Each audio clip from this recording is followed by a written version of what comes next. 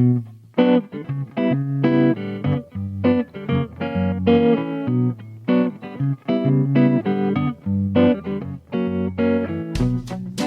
and welcome to Improvisations on Growth with Madhu Einsiedler, business and life coach.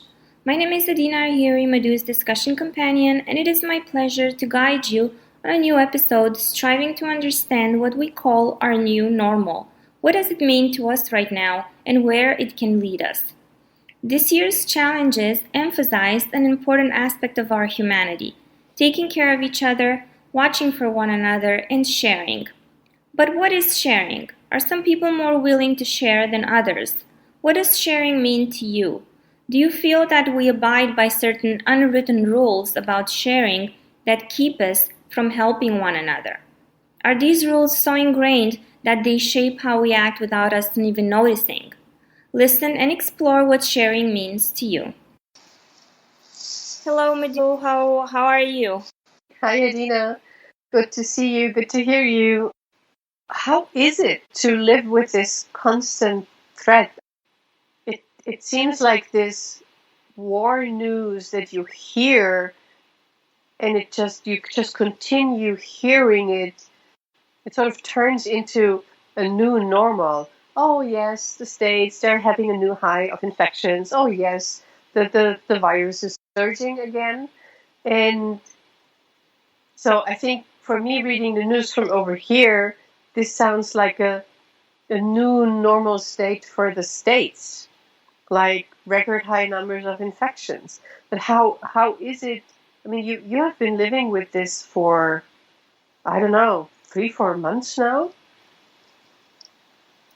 Yes, it has been a while, and I can't say I'm very fortunate because I can work from home and I can decide how much to expose myself. Obviously, I need to go out and about. The only thing I can say that it makes me reflect personally, is just who is overseeing us. In the extent of what are the authorities doing? Are they really concerned with our health, or they're concerned more with the economy and keeping things open and keeping things moving? So it's just something for me doesn't fit, because it feels like the the whole situation hasn't been handled correctly to get where we are getting, to be seeing what we're seeing. So it's really like a lot of, you were asking me how to you live with the thread. I think it's a little bit of accepting the helplessness again, and it, just try to focus on the good stuff and the things I can actually control and do, and maybe every day I'm happy I don't see any symptoms. So we're going back a lot to what we were talking in the previous podcast. I'm gonna jump a little to something else, because we are talking about this new normal that,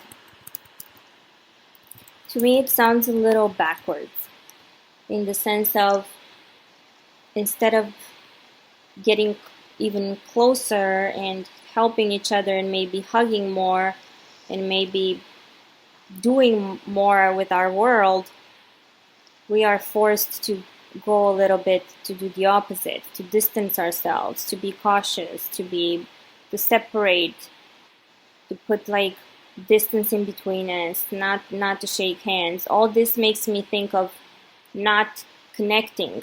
Maybe only on a physical level, but it doesn't mean we cannot connect in other ways. But I remember last time you used the words true innovation in the context of, is this change, is the virus bringing true innovation? And I remember we were talking about it, and I was hoping, in your opinion, you could describe what true innovation means to you. What is your vision of a truly innovated world? I'd say for me, true innovation is, as probably for everybody, based on my value system. This is how I would define true innovation, and like every piece of my definition of true innovation is soaked with my value system.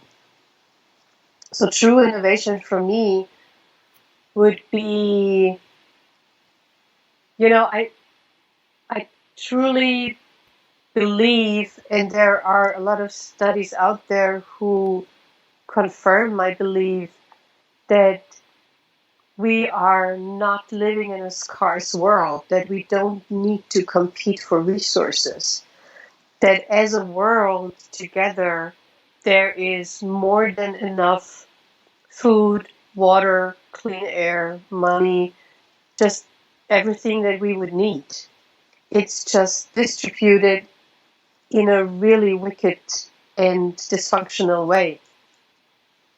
And true innovation for me would mean we as humans would need to develop, basically make a jump forward in our development, a leap forward in our development, so that we can see in what kind of rich world we are living, in what kind of abundance we are really living in.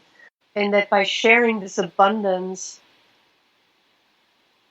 it's not that sharing means I have then less than I have before, but sharing means that we enjoy this together, and so it's more than we have before.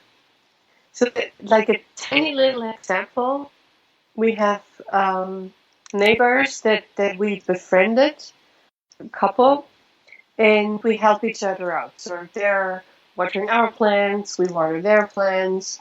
We invite each other for dinner, and they have a rooftop pool.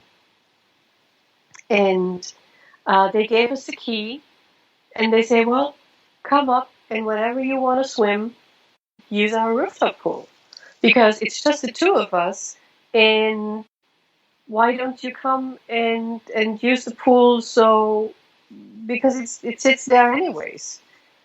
And for me, this is a tiny little example of sharing, because what's happening is we can go up there, we are there for like half an hour, we have a nice chat, we swim and maybe have a coffee together. So the sharing is not that they can use their pool less. The sharing is that together we're creating more time, more smiles, more laughs, and more essence. We talked about what's the essence of life in our last podcast. And for me, this is part of the essence that I can feel there.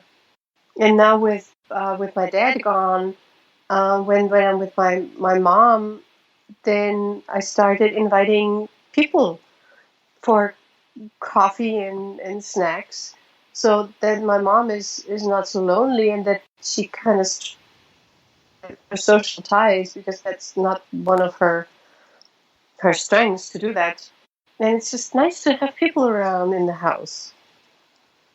And besides, I know that my dad would love that. So, but this is what I mean. So I think somehow we got this idea that sharing means that one needs to give up something, but that's not what it is. It's opening up and enjoying what is there together, and so we create even more. This is the potential that I see now with this COVID-19 crisis, and this is the shift that I see that we could take if we wouldn't be so scared and run away and do more of the old same stuff. So yeah, I think that the truest innovation for me would be a shift in the mind, that we could actually see the abundance that this earth is holding for us. Where do you think this fear is coming from? The way you're explaining it, it's so simple, and yet we don't see enough of it around. So what is this fear? Why don't people share more then? That's a good question. I think it's beliefs that are so ingrained in our systems.